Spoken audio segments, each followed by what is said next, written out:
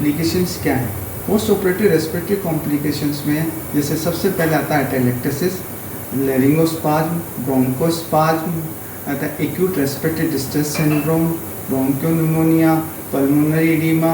और होता है इसके साथ साथ अगर आप देखें तो होता है अगर पेशेंट को अपर रेस्पिरेटरी ट्रैक्ट इन्फेक्शन है स्पेशली बच्चों के अंदर, तो उसमें तो अपने को अवॉइड करना चाहिए, क्योंकि उसमें तो ज़्यादातर होता है लेरिंगोस्पाज्म और ब्रोंकोस्पाज्म होने के चांसेस होते हैं रीइंट्यूबेशन करने की। रेस्पिरेटरी कॉम्प्लिकेशंस होता है किन में ज़्यादा होते हैं। Post operative respiratory complications mostly होता है जिनकी एज तो 60 साल से ज़्यादा हो, जो अमेरिकन सोसाइटी ऑफ एनेस्थेसियोलॉजी की ग्रेड होता है सेकेंड से ज़्यादा हो, जिनके होता है प्री डिस्पोजिंग होता है कोई होता है डिजीज हो, जैसे कि होता है कंजस्टिव हार्ट फेलियर हो, अदर क्रॉनिक रीनल फेलियर हो, और हाइपरटेंसिव हो, या सीओपीडी के पेशेंट हो। इसके साथ साथ ही जो क्रॉनिक एनीमिक पेशेंट होता है जिनका हीमोग्लोबिन 8 ग्राम से कम होता है, उनमें भी होने के चांसेस ज़्यादा होते हैं। जिनका बॉडी मास इंडेक्स होता है 35 या 35 से अबव हो, जिनके स्लीप एपनिया सिंड्रोम की हिस्ट्री हो, इन पेशेंटों में क्या होता है पोस्ट ऑपरेटिव रेस्पिरेटरी कॉम्प्लिकेशंस होते हैं। उसके साथ साथ जिनकी सर्जरी होता है 2 घंटे से ज़्यादा चले, मोर देन 2 आवर्स, और होता है सर्जरी होता है थोरैक्स की या अपर एब्डोमेन की या नेक रीजन की हो, उनमें होता है पोस्ट ऑपरेटिव रेस्पिरेटरी कॉम्प्लिकेशंस होने के चांसेस ज़्यादा होते हैं। पोस्ट ऑपरेटिव रेस्पिरेटरी कॉम्प्लिकेशन से हम कैसे बच सकते हैं। पोस्ट ऑपरेटिव रेस्पिरेटरी कॉम्प्लिकेशन से पहले सबसे पहले पीएचसी के प्री एनेस्थेटिक चेकअप में था। अगर पेशेंट को जैसे सीओपीडी है, कंजस्टिव हार्ट फेलियर है, तो उसको ऑप्टिमाइज करना चाहिए, उसको फिजिकल चेस्ट फिजियोथेरेपी करानी चाहिए, उसके साथ साथ चेस्ट रेस्पिरेशन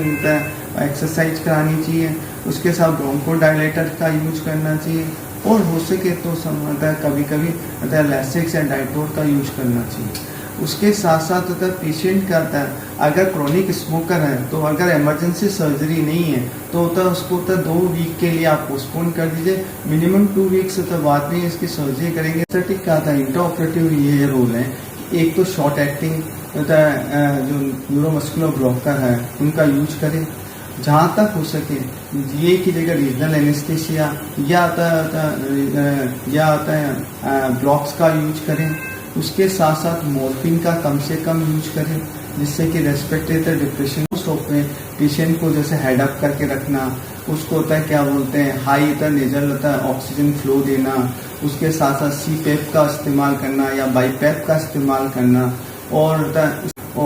है अर्ली होता है मोबिलाइजेशन कर देना विथिन 6 आवर के अंदर। पेन ना हो पेशेंट को, उसके लिए होता है पेनलेस होता है, पेन के लिए आप एपिड्यूरल लगा देना या ब्लॉक्स का यूज करना, या होता है मॉर्फिन होता है रहित होता है जो एनएसआईडी ड्रग्स हैं उनका यूज करना, जिससे कि होता है पेशेंट को होता है रेस्पिरेशन होता है प्रॉब्लम ना हो। दूसरा होता है इंट्रा ऑप होता है आप होता है क्या लंग होता है लंग प्रोटेक्टिव स्ट्रेटर्जी का यूज करना चाहिए, इसमें कि लो टाइटल वॉल्यूम और होता है हाई होता है फ्रिक्वेंसी का यूज करें और पीप का प्रयोग करें थे। ये इससे अपन पोस्ट ऑपरेटिव रेस्पिरेटरी कॉम्प्लिकेशन से बच सकते हैं। Thank you.